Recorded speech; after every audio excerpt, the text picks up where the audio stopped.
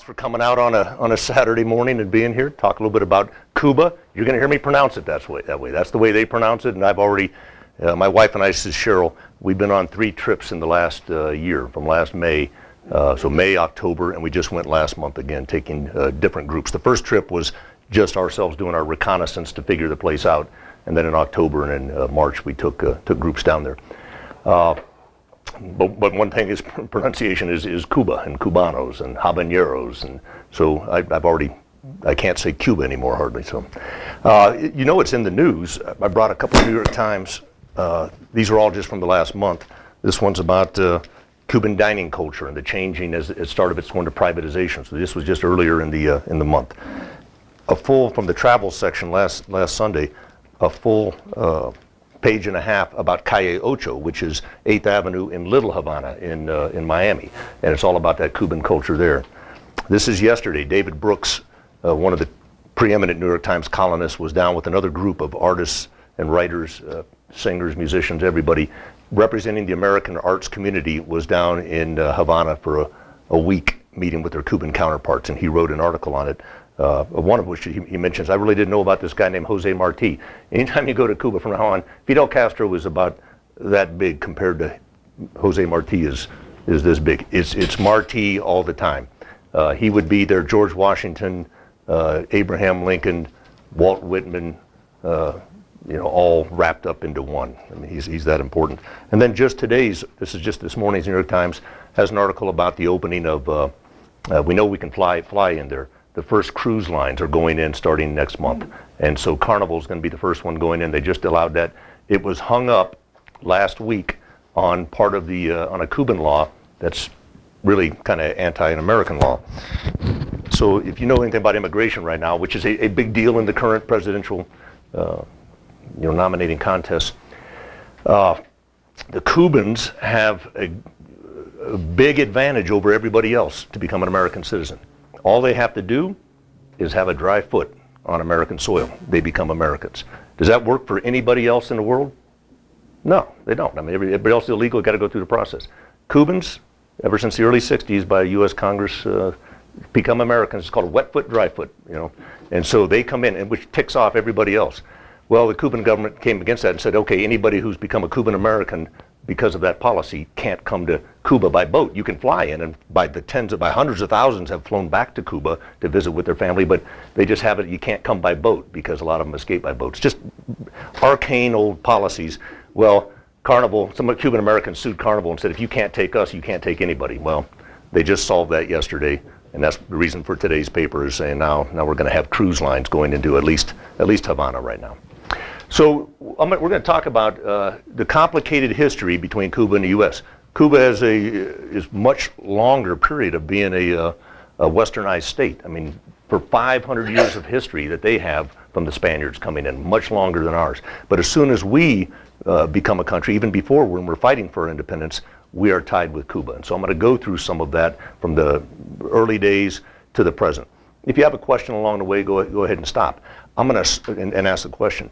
Or you can just save most of those for the end and we can have a discussion. I know this is coffee and conversation, so we'll do that. I'm going to start with the first 10 slides or so and click through those and talk about some things, and then I'm going to put it on auto, because the rest of the slides, 230 of them, are just going to go every few seconds and just show you experiences of Cuba. They don't have, my talk is going to be about the relationships, just that's going to be background stuff, and you might have a question about some of those pictures later or something. Okay, any questions about how we'll go? Where's my clicker here? Okay, so any idea where that picture maybe is taken from? It's in Cuba. Piece of water, Caribbean. That is the Bay of Pigs. That's at Playa Larga, one of the 2 invasion beaches in the Bay of Pigs in April 1961, 55th anniversary right now. That's when that happened. Cheryl took that picture last May. So you can go to Cuba right now. Everybody realize that anybody can go? Can you go just to go travel and just go hang out on the beach and drink mojitos? No, you're not supposed to. You are supposed to go because of one of these reasons up here, the second line up there, family visits, but also doing historical, cultural tours, meeting Cuban people. It really is quite broad. I mean, as long as you're going to go there and talk to people and get involved and try to learn something, then you can go. You see that last line, says the government is giving citizens really the reasonable doubt. You can go. Go ahead and go, but just don't go there and sit on a beach and drink daiquiris and mojitos. I say that, by the way, those two things, because along with the Cuba Libre, the rum and Coke with a splash of lime, well, the mojito and daiquiri were also invented in Cuba. Good stuff. This is our travel team, Cheryl and I last May, and our Cuban driver. So on the left is Hiroshi Pino Nunez, an African Cuban guy whose name is Japanese, because in the early 70s when he was born, his dad was a huge fan of kung fu movies, and so named his son Hiroshi after a hero of the day. But his family's huge into Cuban sports, so he grew up knowing all the gold medal winners. His uncles are both managers of Major League Baseball teams, Cuban Major League or Venezuelan Major League. And then the guy on the right, the older gentleman, 70 years old, is Rogelio. He's the one on the left is from Havana. The one on the right is from Santiago. They're the two opposite cities. This first city, it's like Chicago and New York, opposite parts of the country, and biggest city and the second biggest city, and big rivalry. Rogelio was a militiaman back during the Bay of Pigs invasion. You'll see a picture later on of him when we're in the Bay of Pigs Museum, and he's pointing out one of his best friends whose picture on the wall was killed in the Bay of Pigs. This is Cuba. I put up a thing at the top just so you get a feeling for the size of it. It's like Florida, the length of Florida, and air square mileage and all, just without the panhandle, and 11 million people, so about half the population of Florida. About 2 million, a little over 2 million live in Havana, the capital, out in the west there. Havana is more like a city. We don't have one in the U.S. It's more like a Paris or a London or a Rome, where all roads, it's overly important to that country, and all roads and all power emanates from that. We really don't have that. I mean, D.C. and New York are both big, but they're separate. The power is diffused in America. Havana is much more like a Paris or something, where everything goes. Now you can see Santiago de Cuba. I pointed out, my clicker's not really working real well, but at the very bottom down there by Guantanamo, and those are, that's about 700 kilometers away from each other. It's a big, long island. This is not your typical. If you've been, who's been here? Anybody here been to Cuba? No. Other Caribbean islands? Yeah. So those are smaller things. This is a great big country, and very, very diverse. Brian, there's a pointer right there if you do want to use that. Right there on the top of the case. Oh, I see it. Okay. Yeah. Okay. I'm going to talk a little bit about the background for the start of U.S. history. Anybody heard of this gentleman here, Bernardo De Glvez? No? He was the governor of Louisiana in 1779 when Spain enters the War, American Revolution. He was 29 years old when he arrived in 1776, shipped out. He'd been a soldier. He'd fought against the Apaches in the early 1770s out in Mexico and Arizona.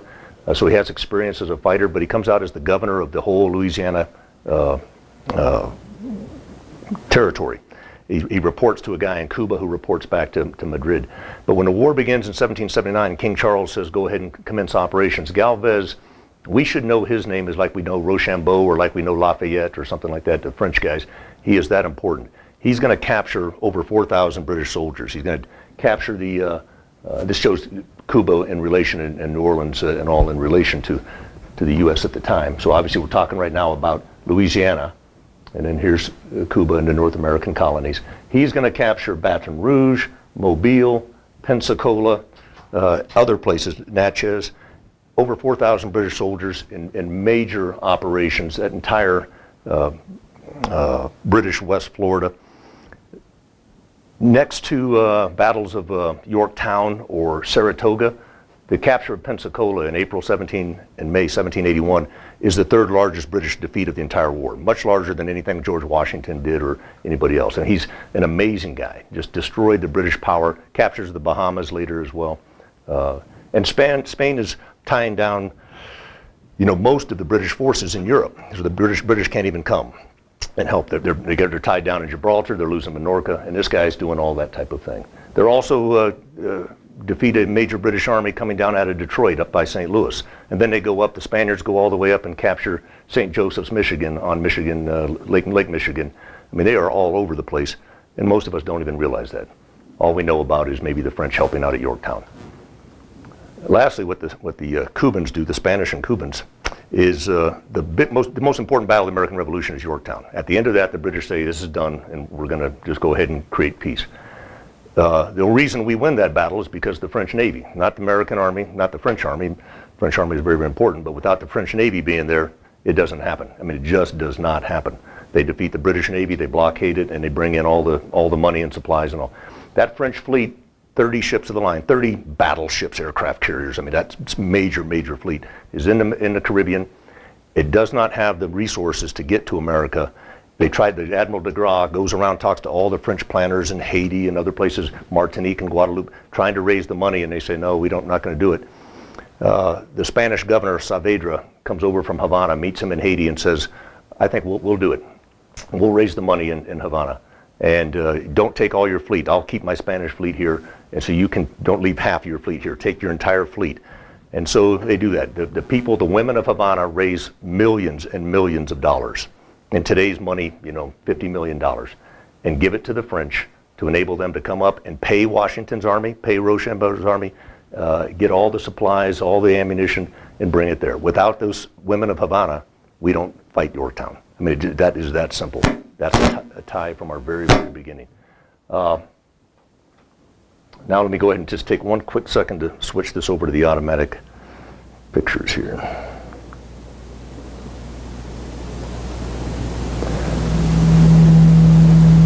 Okay, let's see if that's going to switch every few seconds here. Yeah, there we go. Okay. As I'm going to go through now, just pieces of American history with the Cubans, some of this complicated history we've got. After the Revolution, in the early 1800s, President Monroe puts in what he called the Monroe Doctrine, that the Americas are for Americans and the Europeans need to stay out. We really don't have the force to do that yet. We count on the British Navy to kind of enforce that, but we're already saying that we are now going to have the preeminent say about what happens in the Western Hemisphere.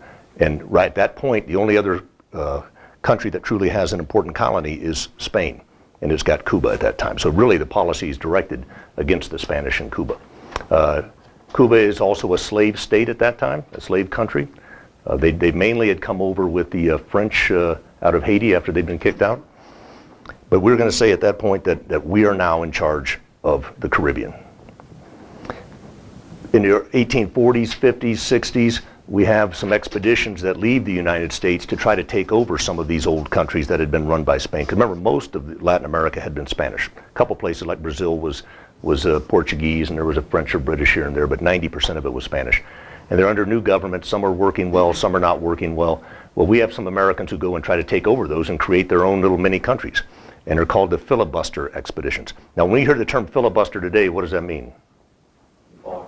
It's in politics, it's in the Congress, or it might be in a state house, but it's where somebody talks and talks and talks and talks to try to delay things from happening, and you put in other bills to, well, it really comes from an old Spanish word called filibustero, and it meant pirates, guys who were going out there to take things over. And over time it became tied in with the 1850s, because in the 1850s Americans were going and trying to start coups in Nicaragua, Honduras, and in Cuba. 4 different American expeditions attempted to take over Cuba and failed, but they were called filibusteros. At the same time, you had a lot of American politicians trying to delay action about what's going to happen with the Civil War, discussion about slavery and Dred Scott decision. So all the people talking ad nauseum in Washington, I think the newspapers started calling them that they were pirates taking over the Congress, and so that's where we started getting the term filibusteros.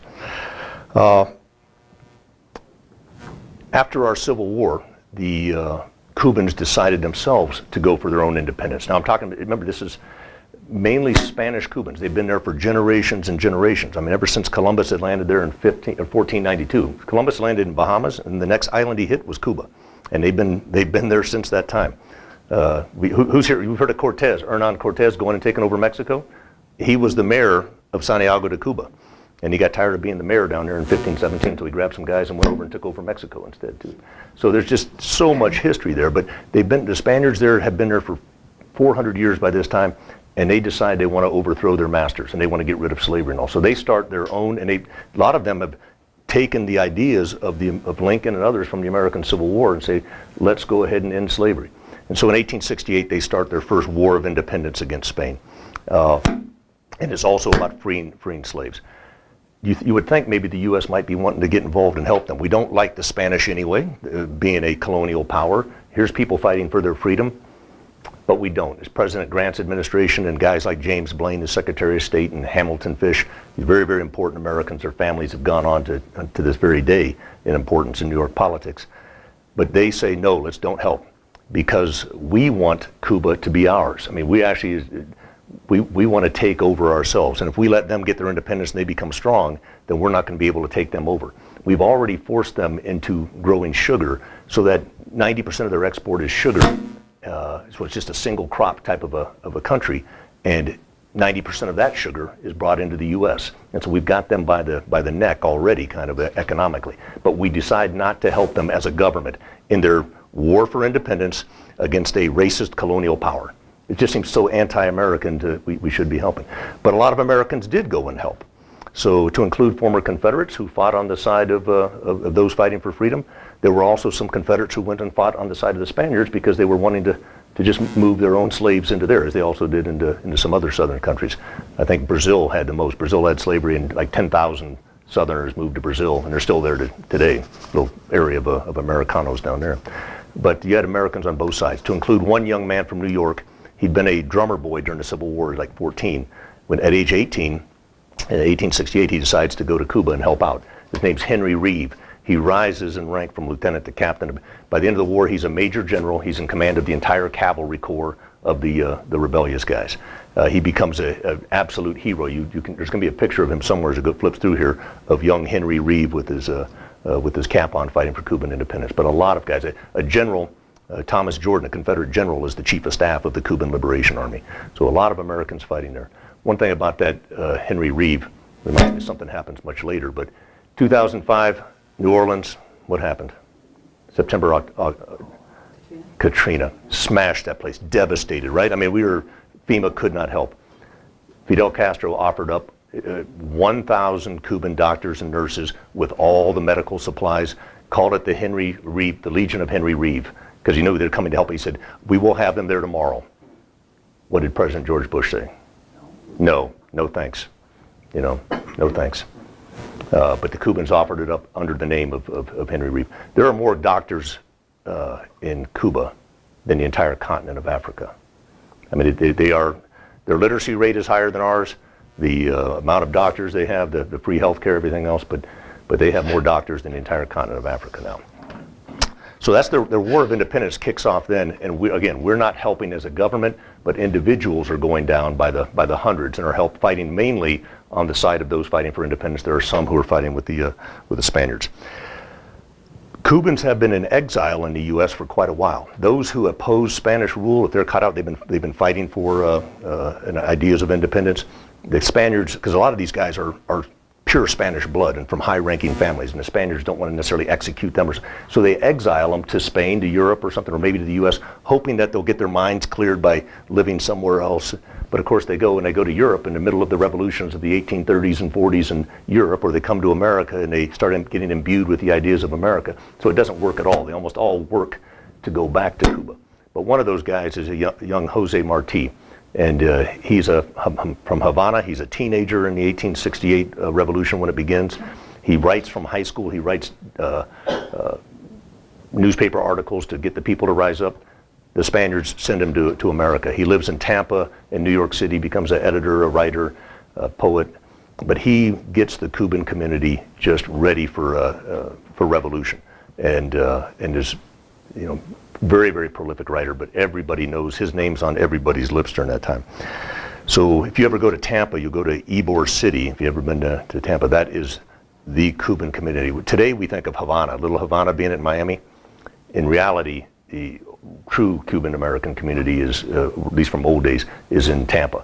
And when we go to the war of Spanish-American War in 1898, it's from Tampa that we send our forces from and go into Cuba. And that's where it gets us next, is that revolution goes from 1868 to 1878, very, very bloody, and then both sides are exhausted and they go have peace for a while. It's called the short peace. But in 1895, they're ready to go at it again, and Marti leads the forces back into Cuba. They come from all around the Caribbean. They reinvade And Martí is a politician. He's never served in combat. He's nothing but a politician. And a lot of these Cuban revolutionary generals are, hey, you're great, you've got us all here, but now time for you to step off to the side and let the army guys run this thing. And he's like, no, I need to run this thing. But he needs to get his bona fides, he needs to prove himself. And so in the very first battle, he rides his horse, a big white horse, and he's dressed all in black, so it can be seen, and he rides straight at the enemy forces, and they're in a tree line, and he's shot and killed, you know. But so he becomes a martyr for independence. If you've ever been in New York City, Avenue of the Americas, former 6th Avenue, runs straight up the city island, and right when it hits Central Park, at the southern end of Central Park, we've got a little plaza there with 3 statues of the most famous of all Latin American independence leaders. And on the left, you've got San Martin. On the right, you've got Simon Bolivar. These are all on horseback. But in the center, most Americans know of Simon Bolivar, we think, but in the center is Jose Marti on horseback at the moment of him being shot at Dos Rios. So if you ever, these 3 huge equestrian statues are in Central Park. The one of Marti was put up in 1965, after the Castro Revolution, after everything else, Marti's was put up. So he sparks that revolution, though, and the Spaniards fight back unbelievably hard, and they start things like concentration camps where they depopulate areas and are killing people by the thousands. I mean, it's they're trying to put down this rebellion in brutal fashion. The Americans are getting whipped up about it by guys like Joseph Pulitzer or William Randolph Hearst with the newspapers in New York City. Dan Sickles, the great Civil War hero of Gettysburg, he holds a big Cuban-American fair in New York in 1895 and talks about what's happening in Cuba. And a lot of Americans go and join them and go down there to fight with them. Frederick Funston, who becomes a Medal of Honor winner in the Philippines, he would have been our general in charge in World War I. He would have been, instead of Pershing, would have been Funston, but he dies of a heart attack in 1916. But he goes as a young guy because of Sickles' speech, along with hundreds of others, and they go fight for Cuban independence. One guy fighting for the other side is a half American from England, Churchill. Churchill's fighting for the Spaniards to put down. He's fighting for the wrong side, fighting with the Spaniards. So those guys are all in there, but in 1898, the American ambassador in Havana says, hey, the Spaniards are getting really brutal here, and it's threatening American interests. How about a show of force? And so McKinley's administration sends a ship, an old battleship, USS Maine, pulls into Havana Harbor. And in February, it's blown up, boom, blows up in the middle of Havana Harbor. And we think the Spaniards did it. It's an easy case, but historically now we don't think that's what happened. We think it maybe just was a mistake. It just blew up a coal, something burned up.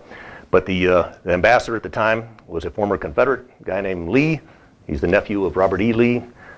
He's now a U.S. Army general, and he says, the Spaniards did it. And so we go to war. And we start a war that goes all over the place. It's not just Cuba.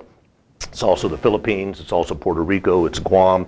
And so for us, it's the Spanish-American War. When you're in Cuba, they keep saying, whenever I say that, they go, no, it's the Spanish-Cuban-American War. You guys are so wrong. And I go, listen, for you, that's what it is, because that's your island. But for us, it's a world war all over the place. And so anyway, we do go in and we go land at Santiago. Remember, that's the farthest south. I'm wearing black and red today on purpose. This is the color of Santiago. This is the color of rebellion in Cuba. And so people see this, they know you're from Santiago, and every revolution that ever started in Cuba starts from down in the south and works its way towards Havana. The Spanish fleet is down in Santiago Bay. Our fleet goes down there. We destroy their fleet on July 3rd. It's one of the most complete American naval victories ever. Destroy 8 Spanish ships. On July 1st, we captured San Juan Hill. There's some pictures in here of San Juan Hill. It's almost marked up like Gettysburg. I mean, there are monuments to American soldiers and plaques all across there, and you can still walk that today. Cannons up there. It's just like you'd imagine at any other U.S. battlefield. Most of those put up in the 1920s and all. So we win that war, and we helped them win. They were close to winning anyway. We came and put them over the top. And now, who's in charge? Do we let the Cubans, okay, you've been fighting for your independence, it's for you, go ahead? No. We step in and we don't even allow them to be part of the peace negotiations. It's just between us and Spain. And Spain turns everything over to us, and then we tell the Cubans the way it's going to be. They've been fighting for their independence forever. We take over. It's like if the French in 1781 said, okay, they just helped us win the revolution, and now they in Britain they come in and tell us exactly what's going to happen. I mean, that's the exact same thing. And so we have military government for 3 years, and then we turn it over to the Cubans to run themselves. But we put an amendment into that treaty. It's called the Platt Amendment from Orville Platt, and it says we can come in anytime we want. Anytime we're unhappy with the way your government's running, or for any reason whatsoever, we can re-come in and overthrow the government and implement a new one. This Constitution is everything we've given you now. We can take away in an instant. And of course, but in the meantime, if we're happy, you guys can run your own country. I mean, they're between a rock and a hard place, and so they sign off on it, and Martí's deputy takes over, Thomas Estrada Palmer, and what the Cubans call that for the next 50 years, 60 years, is neo-colonialism. I mean, the Americans are always there. And we do reinvade, literally reinvade 3 times and kick out governments and put new ones in. So that's just from the political side. But then from the economic side, you know, we're just taking over all of Latin America. There's a company, the United Fruit Company, who a lot of our foreign policy is run by those guys. Who's on the board of directors of the United Fruit Company throughout the 1930s, 40s, 50s? John Foster Dulles. Who's the chief lawyer for United Fruit Company? Allen Dulles, later Secretary of State, later chief of the CIA. And they are tied in with United Fruit Company like you can't believe throughout that whole time. I don't care if it's Nicaragua, Haiti, Honduras, Cuba, we're in every time whenever they ask. That company finally gets such a bad name, they have to become something else. What are they known as today? Albertan. You sounds like it, yeah. Okay, you know the little Carmen Miranda figure with the bananas on top of her head that sits?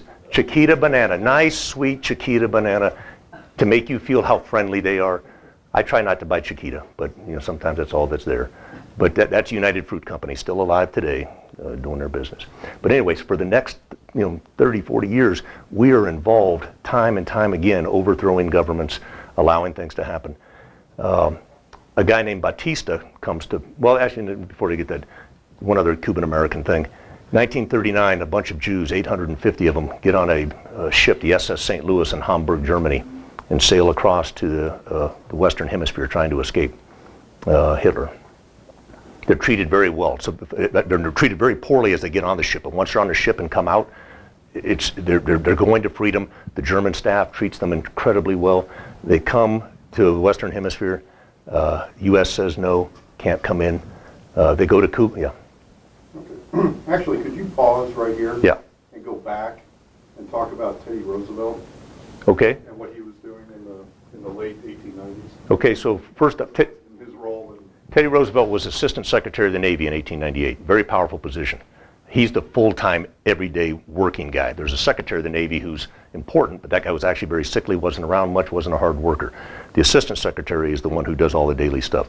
As soon as McKinley decides to go to war, Teddy Roosevelt sends a message off to Commodore Dewey in the Hong Kong area and says, prepare to take the Philippines. When I give the message go, you be there in 2 days. And so Dewey, then he also gets the whole military ramped up. And then he resigns his position because he wants to go create a volunteer organization, because he wants to go to war. He's missed out on the Civil War. He wants to be in combat. So he gets the whole war going. It's all his plans. And then he resigns from the government and becomes a soldier, creates the first U.S. volunteers.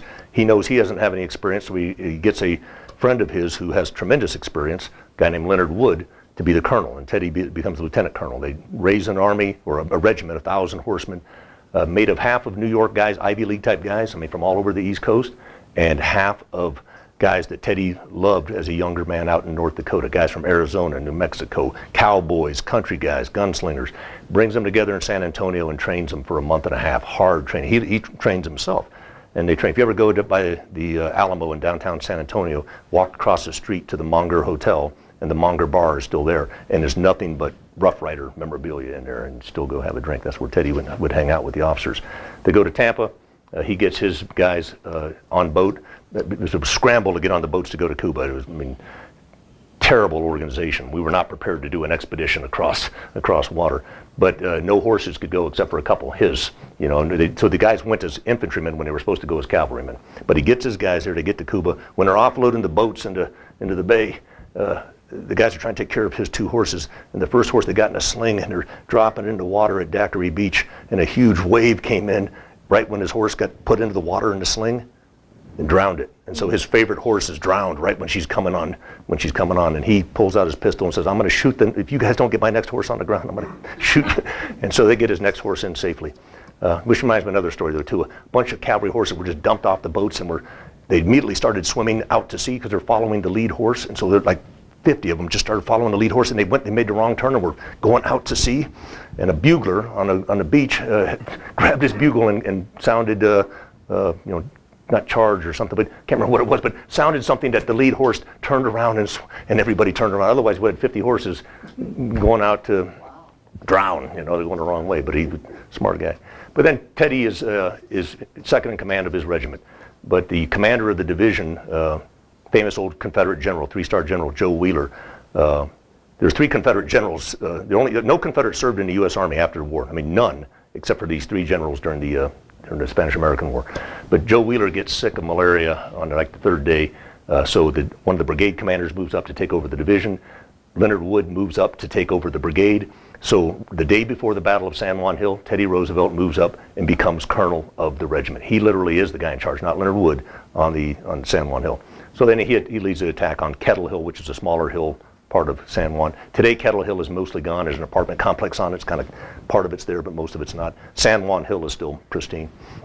And so he leads his guys up there and does a phenomenal job. I mean, he's phenomenal. And but he's very politically powerful. And as soon as that battle's over and we've done the peace treaty with the Spaniards, he gets back to New York and runs for governor that fall. And so he becomes governor of New York in November. He becomes the hero of the war. I mean, across all the newspapers, the hero of the war, bar none, is Teddy Roosevelt, one of the regimental commanders out of 70 that were there. But he, bar none, is the hero of the moment. Becomes governor of New York, and then when McKinley in 1900, 2 years later, is thinking about running again, there's nobody more powerful in Republican politics whose name's on everybody's lips than Teddy Roosevelt. So Roosevelt quickly, I mean, just think of that, from just a not low level, but I mean, a assistant secretary of the Navy, and then 2 years later he's vice president and soon to be president. He's the youngest president in American history, by the way. I mean, nobody younger than him. 42 when he takes over. And he did 8 years. He could have easily been elected in 1908. I mean, without a doubt, he would have been a landslide. But he decided he'd already served all of McKinley's first term, his own. That was enough. He had regrets later. I don't know if that answered. That was a long answer.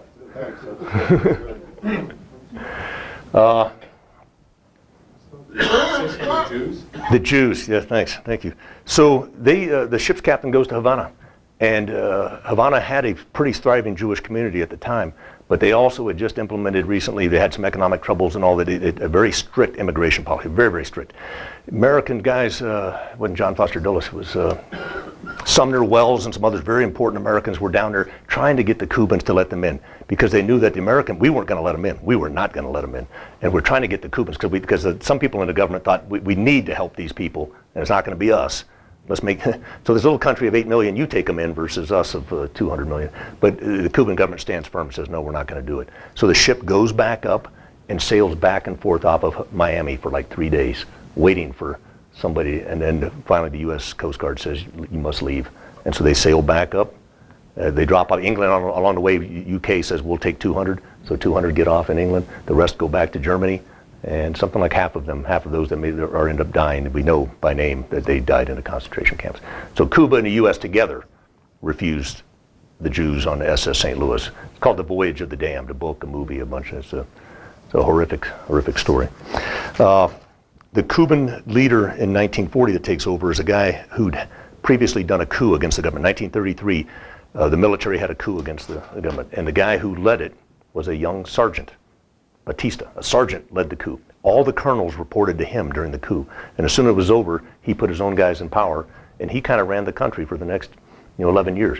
He actually became president himself 1940 to 44. And during that time, he was pretty progressive. Women's rights, voting, helping poor people, infrastructure. He actually was doing pretty good. And then in 44, he said, okay, I think I'll turn it over to somebody else. And he comes to the U.S. And from 44 until 52, he lives in the U.S. And he gets involved with the wrong group of people, gets involved with the mob and others.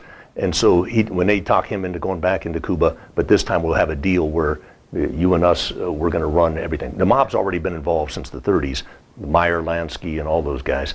1946, they had the biggest meeting of the mob ever, was in Havana during a Frank Sinatra concert. Because everybody, back then, that was Vegas. I mean, Vegas was nothing in the 30s, 40s, 50s, not till the 60s does Vegas grow. Vegas only grows because Havana goes away. Havana was where everybody went.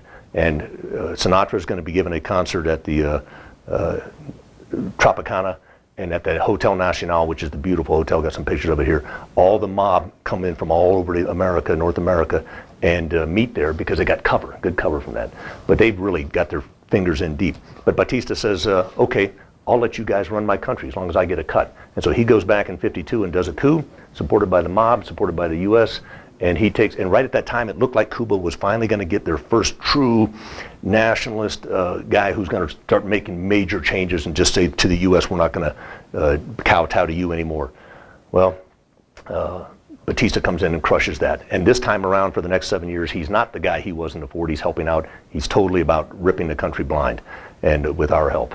And so by 59, he's done that. He's got amassed $1 billion, for himself to go.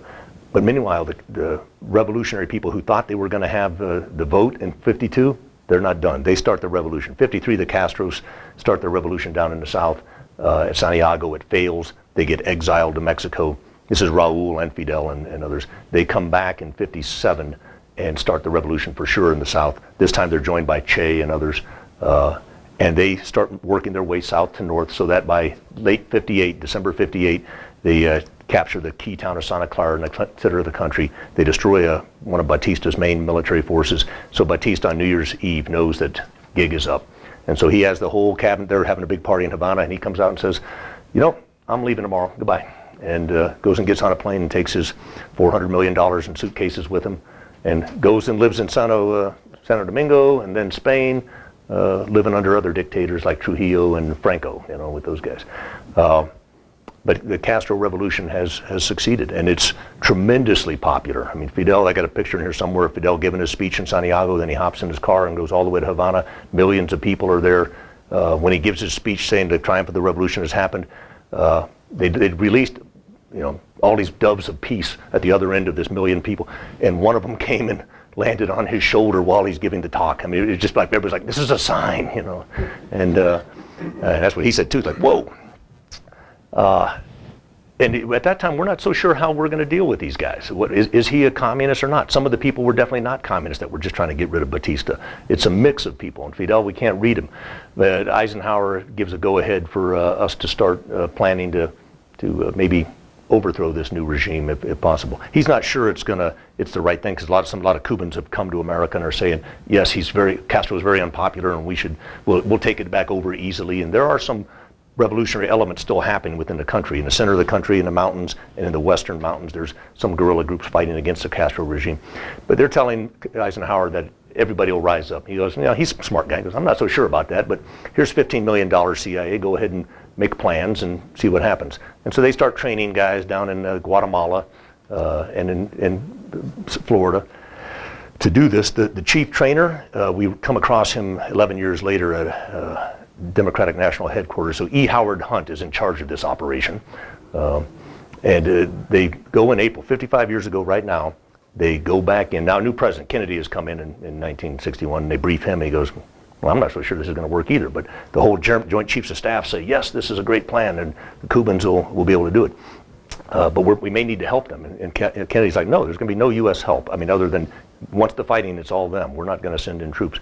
Well, Eisenhower had told the Joint Chiefs of that back in 56 when the CIA did a coup in Guatemala. And when push came to shove and it looked like the coup was going to fail, Eisenhower authorized U.S. military forces to go in and help. So these E. Howard Hunt and the rest, Allen Dulles of the CIA, told the Cubans, don't worry, Kennedy says he's not going to help, but when push comes to shove, we'll be there to help you. Well, so they go in April 61, they bomb the heck out of it, Bay of Pigs, they land, they're overwhelmed. The Cubans rise up against them.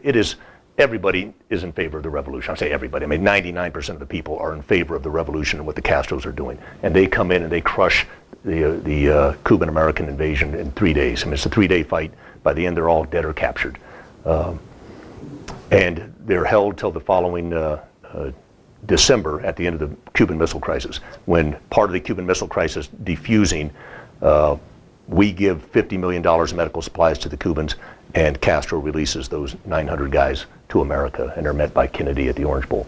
Still bitter feelings to this day for the way things happened. But they also, we talked to the young man who was 18 at the time going in. He said we were young, naive, idealistic. What we believed was going to happen had no chance. The Cubans were completely united, and we'd been fed the wrong information, and Castro's a genius. I mean, that's what he just told us just a few weeks ago. Doesn't mean that there's not people who are anti-Castro. There certainly are, but a lot of those have moved out to the U.S.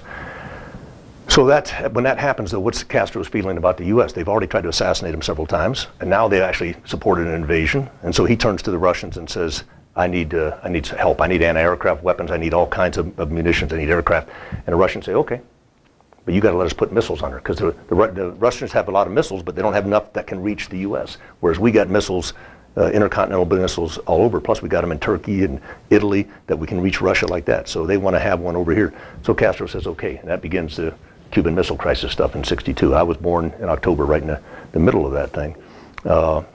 And when you walk around Cuba, you can see different places, especially Hotel Nacional, some of the old bunkers that they'd built in waiting for the American invasion to happen in support of that. Because Kennedy was preparing to invade. If the Russians were going to put those up, if they didn't turn around, we were going to invade.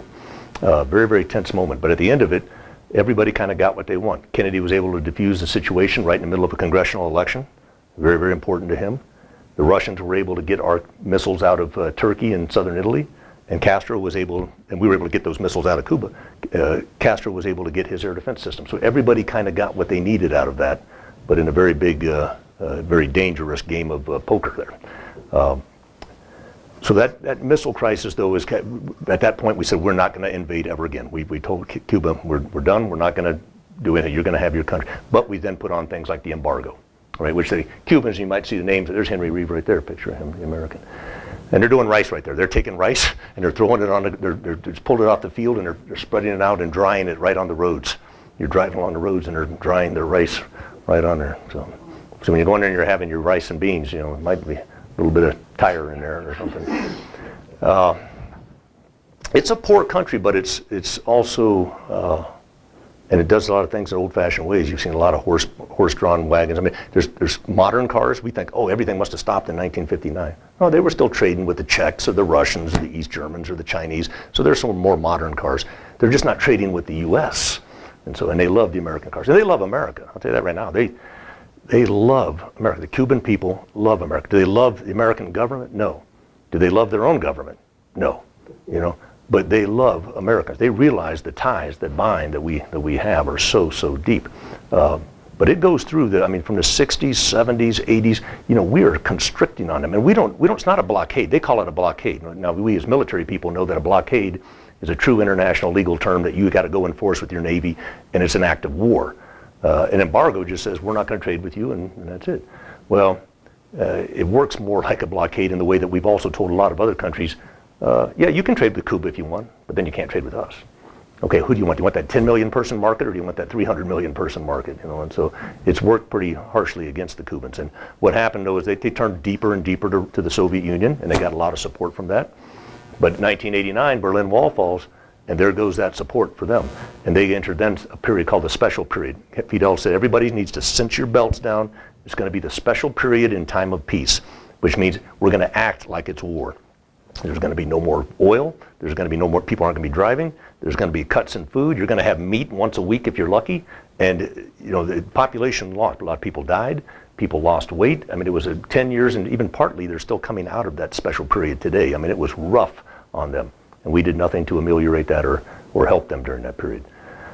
Fidel goes out of power in 2008. He's very, very sick. He's still alive to this day, but he just can't be out in public. And so he's sick. He turns it over to his brother. And I'll tell you this, at that time, when that first happened, I didn't know much about Raul. I thought he was just kind of a functionary guy who just was following his brother's coattails. I've learned that it's not true at all. He is one of the 5 great revolutionary heroes of that whole 53 to 59 period, an absolute general. Fidel was more a political leader. Raul was one of the 5 major generals making things happen. So he is a hero in his own right. But what he's done is start to lessen the disagreements, or not lessen, but opening things up for the Cuban people. Partly by means of just staying in power too, but they've allowed now private enterprise. Maybe you can rent out a Airbnb type thing. You can rent out a room, open up a room in your house. You can open up a Paladar, your own private restaurant. and do that. And so that's been happening since 2011, and these people have been jumping on that as they can. And so Americans have been going there for some time on very tight restrictions, and certainly Cuban Americans can go for 20 years, but as we know, last December 2014, a year and a half ago, President Obama and President Castro agreed to really relax things, and now we're coming in great numbers. We've been 3 trips now in the last, it'll be a year next month, and we've seen significant changes just in that year, in not throughout all of society, but just certain things. I mean, like things like television. When we first got there last May, there was BBC maybe in your hotel, but there was no CNN or anything. We got there in October, and there was CNN. We went there just last month, and there were 3 ESPN channels. I mean, that's a small thing, but just for our first time, no cell phone would work. In October, Verizon just opened up, and now I think most of them are working in Cuba. Still, you can't use your ATM card though, or maybe your credit card. Your credit card, can't use your credit card. But that should be changing here soon too. I mean, these things are happening. That's what I got. Some other quick ties. We just had the embassies open up just a little bit ago, and I think Secretary Kerry, you may have noticed, the same 3 guys, Marines, who brought the flag down in 1961 when they decided to reopen the embassy. He asked them DOD to quickly look out and see if those 3 guys were still alive, and they all were. They invited them to come with him, and they went back down, and they were there and put the flag back up at the U.S. Embassy, the one that they had taken down back in 1961, which is really pretty darn cool. It's the preeminent embassy in Havana. All the rest are kind of out in the west. It's right downtown where everybody can see it, Hotel Nacional area. It's great. Another tie between the U.S. is Hemingway. I mean, there's lots of music. Desi Arnaz is from Santiago. I mean, there just goes on and on and on. There's so many ties over the centuries, but Hemingway lived most of his, longer than he lived in any other place in the world, was in Cuba. His house is a fantastic place to visit when there's still a museum right there on a hilltop overlooking. When he got the Nobel Prize in 1954, he didn't come to America and do something with it. He went back to Cuba and went down to Santiago to where they have the El Cobra, which is their patron saint, and it's a beautiful hillside church. And he went up there and took off the Nobel Prize and put it at the feet of the Virgin there and said, "This is for Cuba. Everything that I've done is because of Cuba." And here, this quintessential American voice, Ernest Hemingway, laid his Nobel Prize, and it's still there in Santiago de Cuba up on the mountainside. So that's, I think I'll just go ahead and end that there. I mean, with that type of a literary thing. We have, again, they've been around for 500 years. We've been around for 300 ourselves, 400 now, I guess. But certainly since the revolutionary days, we've had ties. Our revolution would not have succeeded without their help. Their revolution finally succeeded with our help to put it over the edge. At that point forward, we kind of have used a pretty heavy hand against them. They are the people, not the government. I mean, I just read the government. They just had their Communist Party Congress, which they haven't had one in every 10 years. They just had this, and it was pretty harsh against what's the opening. I mean, I think Raul is a little bit surprised about, he's let the Pandora's box open here a little bit, and he's trying to tamp down a bit, I think, but you really can't tamp it down too much. But from the rhetoric from the government, it's pretty harsh. From the people, it is nothing but open arms and love for everything American and what Americans can bring. They're not looking to become America. They're not looking to have, as Martí warned them against back in the 1800s, don't go for rampant, complete capitalism and what that does to the human spirit, but have something that works for them. But they are open arms for us to be better partners, the better nature of our angels. And so I hope that you get a chance to go or talk to others. Jose Martí is known as the Apostle of Freedom. And I like to think when I give a talk or I take people there, as we leave after our time there, that we become disciples of the message and want to help better Cuban-American relations ourselves too. So with that, I'll answer any questions that you may have. I'll come to you in a second, yes. Can you explain the meaning of their flag? Like, we know the story behind our own flag. Right. You know, and I should know exactly, but the red is for revolution. The blue is, white is for purity. The blue, they do have reasons, and Cheryl, help me out, because when we've been to the Jose Martí is has got, where he's buried down in Santiago, they've got a huge mausoleum, and they do a change in the guard. It's like being at the Tomb of the Unknown at Arlington. They do that every half hour at Marti's mausoleum down there. And the guide there 3 times has told us exactly what those things. Her name is Adalmas, wonderful woman. But the white is definitely purity. The red is revolution. The yellow is the sun. You know, the rise is warm over the Caribbean coast. I can't remember exactly. Like R13 stripes. Right. You know, what are their stripes? Those are there's just 5. I think those are the 5. Blue up and 2 white. Yeah, I think it's the ancient provinces. So now today there are 15 states, if you will, that break up the country. Anciently, for 400 and some years, there were just 5. So where today in the southeast, you've got Guantanamo, Santiago, Holguin, and Granma, 4 provinces. The ancient province was just called the Oriente, the east. And so those represent those great old things. So they're tied, and they fly 2 flags even to this very day. They fly the flag of 1868, and they fly the flag of 1959. They've got 2 of them, and they feel both of them are equal in importance. They're very, very similar. I mean, just American walking by, you probably wouldn't notice, and then you stop and they talk. Oh, I see a little bit of a difference here. Same color scheme, very, very similar, but they take great pride in their initial fight. But what they feel that there's a difference for the, and of course it's a communist country, and they've run their education system, again, a very high literacy rate, but they've been receiving the party line pretty much for 60 years too. So unless you're an older person, you've got the party line. The revolution to them represents, they call it, they don't just say the revolution. It's always the triumph of the revolution. You know, that represents Cuba and what Cuba could be and what has they become. The War of Independence, what did they get out of it? This neo-colonialism. And so they revere those heroes in a way, but they didn't get what they, and so there's a difference between those 2 periods. And so the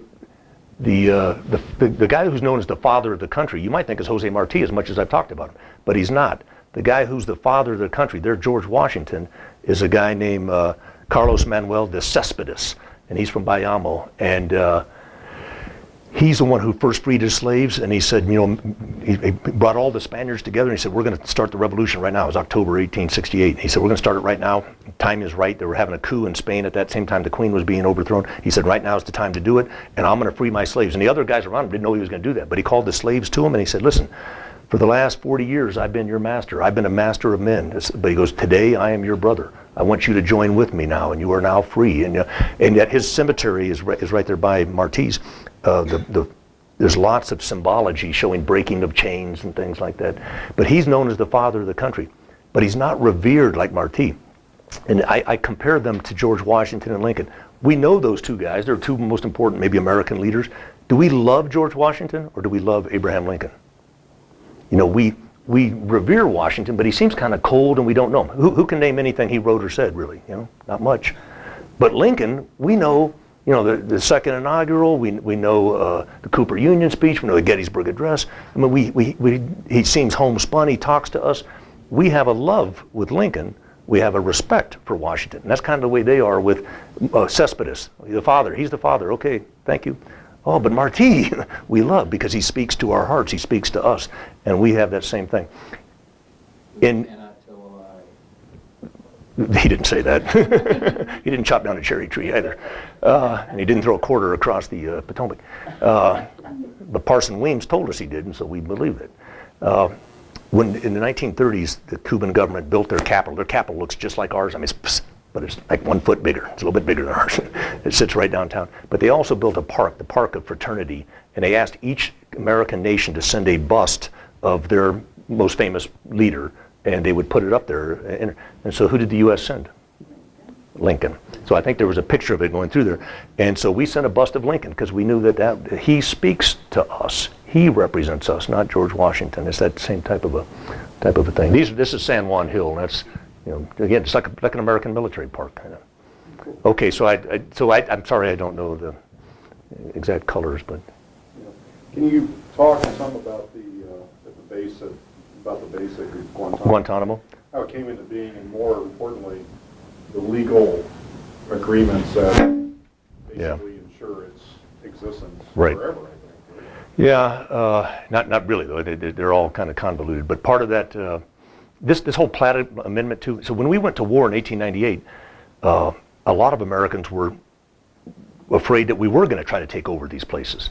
And so an amendment was put into the war resolution that said specifically, we will not take any conquests out of this war. We will defeat Spain and get them out of these places where they're being a bad colonial power, but we will not take anything for ourselves, which we promptly did then. And then in 1901, when we're doing this, it was the military, I think it was the Army Authorization Bill. Remember, there's no Department of Defense yet. There's Department of War and Department of Navy.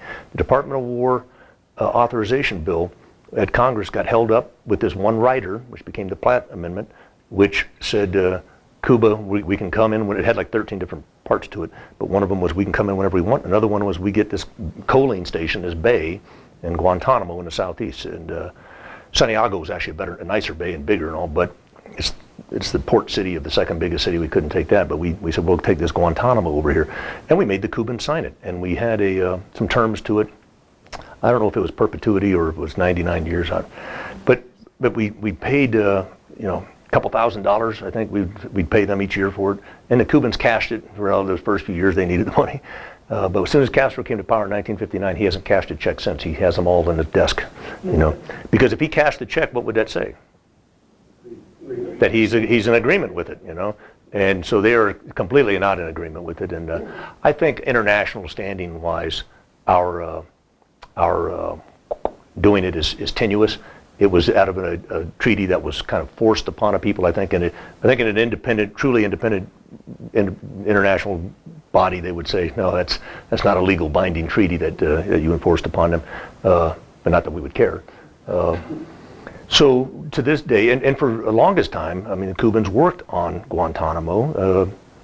Obviously for the first 60 years till 1960, but even then Castro allowed those Cubans in Guantanamo City, because it's a very poor city and everybody was getting their money there, he allowed those who were working at the time to continue to work. No new people, so starting in 1960, nobody could go get a job, but if you had a job, you could continue to work there.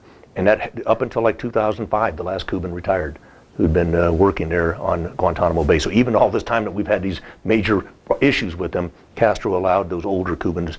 Maybe you were 20, maybe you were a 19-year-old janitor in 60.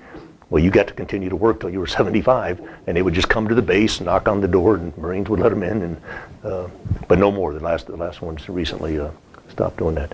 So we're going to keep it as long as we want. But I think in a true arbitration or something, or international, they'd say that we really don't have the right to it. But from them, it's a big thorn in their side. That's amazing. You can imagine if we had, a little British post somewhere, But yeah, sir. Che Guevara's viewed as a hero in a lot of places. Yeah. You see his picture on T-shirts and hats, and he may not really be such a hero. Obviously, that's eye of the beholder type thing. He's a guerrilla revolutionary. I think he definitely is a hero. To them? To them, not to us, but I think to much of the world, to most of the world who's fighting for their independence against bad governments, I think he is. The British would certainly have thought of many of our leaders, Sam Adams, as a pretty bad guy. I'm a student of the French Revolution. That's my period of expertise, is Napoleonic French Revolution stuff. That's where the terror comes from, terrorists and all. Some of those guys, Robespierre and the rest, were unbelievably bloody. But they were being attacked from the outside and the inside at the same time. And what do you do when your back's against the wall? And you do what you got to do. Che is a fascinating character. He is. So it's interesting about Fidel. There's not a single monument to him. He's on billboards, but that's pieces of paper that can be taken down tomorrow. His face is one of about 70 in one plaza where he gave his last final speech, but a bunch of other Cubans of history. It's just a plaster face on the wall. Other than that, there's not one statue, nothing. That's the way he wants it. Now, is he kind of thinking when he dies, he'll become so popular because almost everybody knows him that they will pop up? I don't know. But what is ubiquitous across the whole island is little busts of Marti. There must be 1 million busts. I wish I had the company that built them, because there must be 1 million of them in front of every schoolhouse, government building. There's a little white bust of Jose Marti. Just everywhere. You'll see 100 a day as you're driving around. But second to Fidel, of the current, is images of Che. I mean, Che is everywhere in Cuba. So is Hugo Chavez recently, because when the Russians pulled out, the Venezuelans came in and helped them build a refinery to refine Venezuelan oil. And they look at Hugo, he's dead now, but he's the big hombre, the good friend, the big friend. But Che is everywhere. And a famous photo by a guy named Corda took that picture, and that's the image that's been splashed. But Che was from a wealthy family in Buenos Aires, and was trained to be a doctor, became a doctor. But he went on that motorcycle. I don't know if you guys read the book or saw the movie. He went on a motorcycle trip around Latin America in the 40s, late 40s, and saw how the governments were treating the peoples, and just a complete poverty. Buenos Aires is the Paris of Latin America. It was pretty nice. And then he went out and saw the continent and was like, what is going on? And so he became a revolutionary leader. And so he meets the Castros in Mexico when they'd been exiled, and then comes back with them. And it's supremely important. He's obviously charismatic, extremely popular, and not a threat to Castro because he's not Cuban. So it's no threat that he's going to take over the revolution. Whereas another deputy, just as important as Che during the revolution, is a guy named Camilo Cienfuegos. Cienfuegos mysteriously disappears in 1959. Plane takes off, never seen again. The guy who ran the airport manager, also disappears the next day. So we think Castro maybe offed him, because Camilo was more popular than Fidel at the time of the revolution. Everybody knew Fidel was running the things, but Camilo was the face, and so he disappeared because he was Cuban, he was a threat.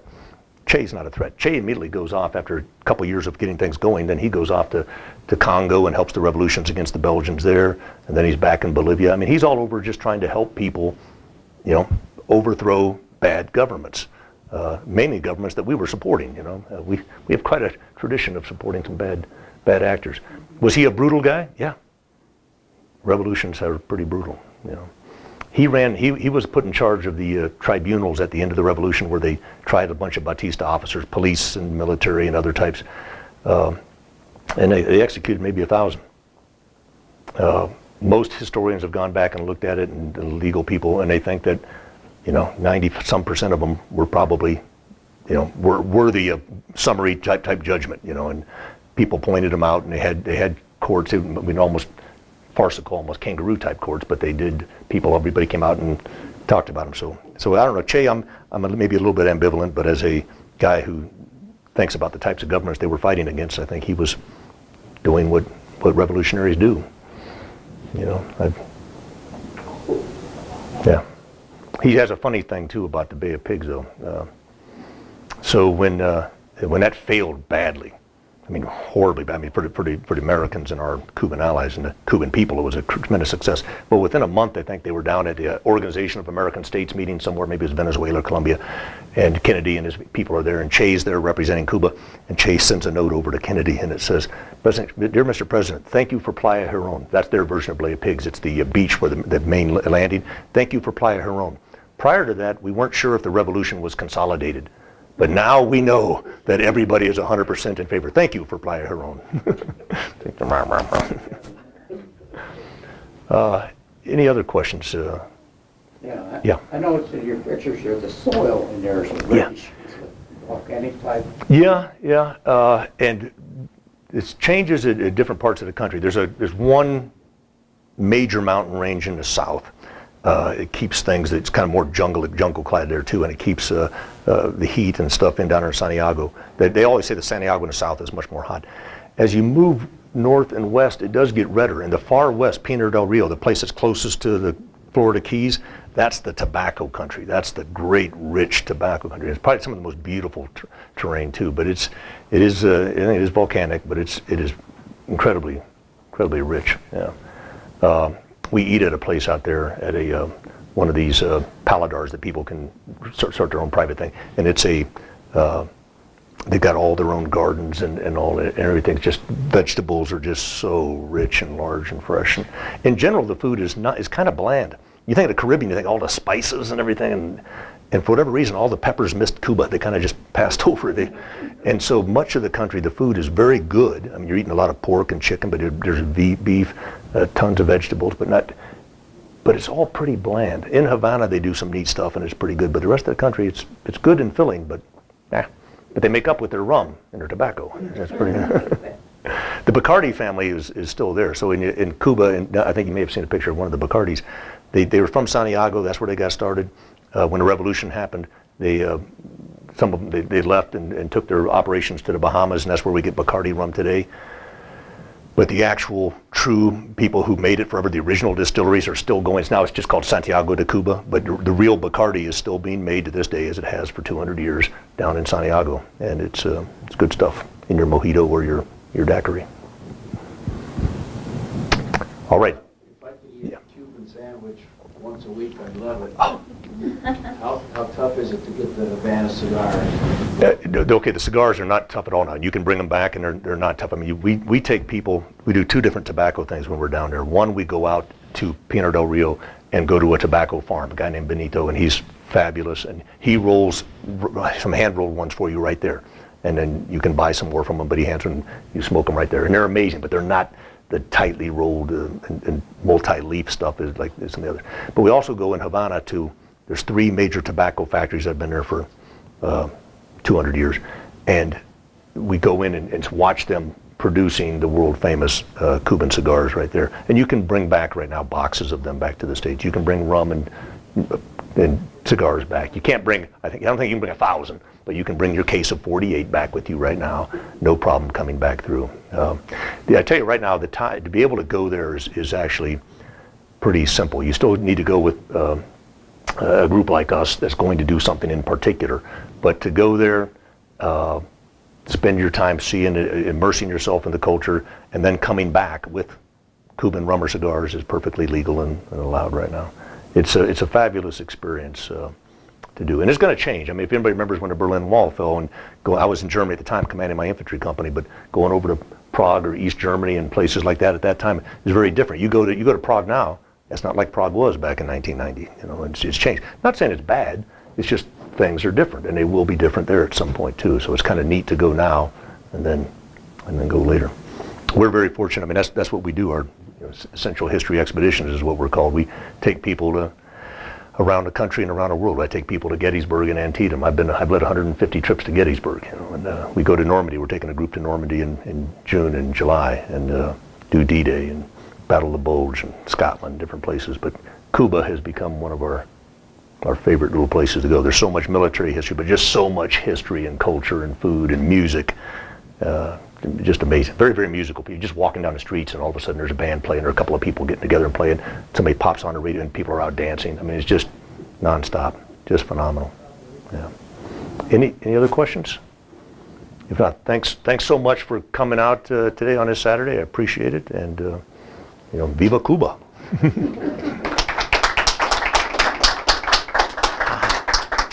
So before we all leave, let me present to Brian one of our Museum Challenge coins for his presentation, and thank you very much. Thank you so much, Ed. Thank you. Appreciate it. Thank Thank you. you, everybody. Thank All right, you. yeah.